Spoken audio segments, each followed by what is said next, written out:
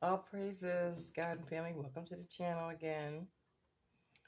I remember harvesting or showing you some rosemary that I had.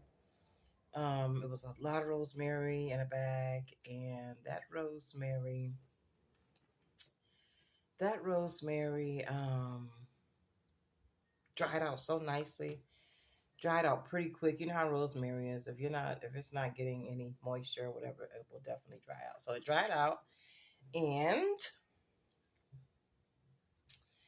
we grounded it up.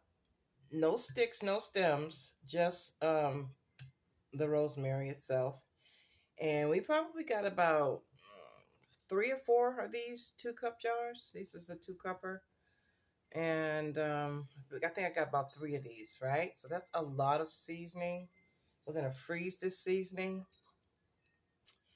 to preserve it. Of course, I'm going to be putting it in my soups, putting it in everything I can possibly put it on, even on toast, believe it or not.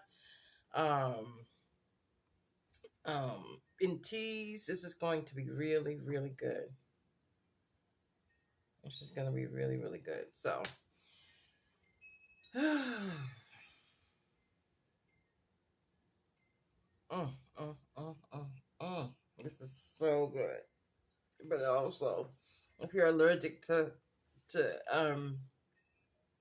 nature like I am, sometimes it can be overwhelming. But it's very, very, very medicinal, very useful, um, very convenient, and very smart to grow your herbs, dry your herbs, so you can have them for long-term use. Okay.